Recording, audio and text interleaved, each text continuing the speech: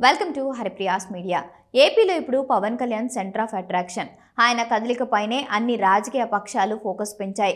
ఇప్పటికే ఆయన తెలుగుదేశం పార్టీతో పొత్తు పెట్టుకున్నారు. బీజేపీ వస్తుందని ఎదురు చూస్తున్నారు. కానీ కేంద్ర పెద్దల నుంచి ఎటువంటి కదలిక లేదు.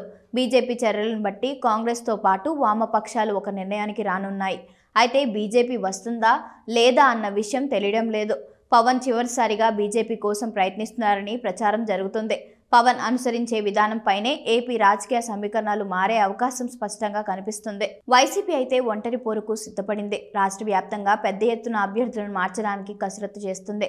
ఇప్పటికే 11 మంది అభ్యర్థులను మార్చింది.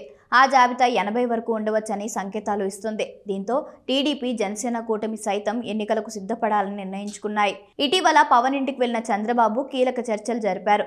అయితే అందులో సీట్ల సర్దుబాటును పక్కన పెడితే బీజేపీ విషయం ఏంటన్నది ఇరువురు నేతలు చర్చించుకున్నారు. చివరి అవకాశంగా బీజేపీ కోసం ప్రయత్నిద్దామని, రాకుంటే ప్రత్యామ్నాయం వైపు చూద్దామని డిసైడ్ అయినట్టు సమాచారం. ఈ నెలాఖరులోగా బీజేపీ విషయం తేల్చేయాలని భావిస్తున్నారు. ఈ పనిని చంద్రబాబు పవన్ కు అప్పగించినట్లు సమాచారం. త్వరలో పవన్ ఢిల్లీ వెళ్లనున్నట్లు తెలుస్తుంది. బీజేపీ పెద్దల మనసులో ఏముంది అన్నది తెలుసుకోనున్నట్లు సమాచారం. అయితే పవన్ ఢిల్లీ టూర్ పైనే ఇప్పుడు అన్ని రాజకీయ పక్షాలు దృష్టి పెట్టాయి. ఢిల్లీ నుంచి వచ్చే సంకేతాలను బట్టి ఏపీలో రాజకీయ పావులు కదిపేందుకు పార్టీలు వ్యూహరచన చేస్తున్నాయి. ఒకవేళ బీజేపీ ఆ కూటమిలోకి రాకుంటే మాత్రం కాంగ్రెస్ పార్టీతో పాటు వామపక్షాలు సిద్ధపడే అవకాశం ఉంది. అయితే ఒంటరిగా వెళ్లేందుకు బీజేపీ సిద్ధపడుతుందా లేదా అన్నది చూడాలి. బీజేపీ కలిసి వెళ్లకుంటే జనసేన, ఆపై టీడీపీ ఆప్షన్గా ఉన్నాయి. వైసీపీతో కలిసి నడవదు.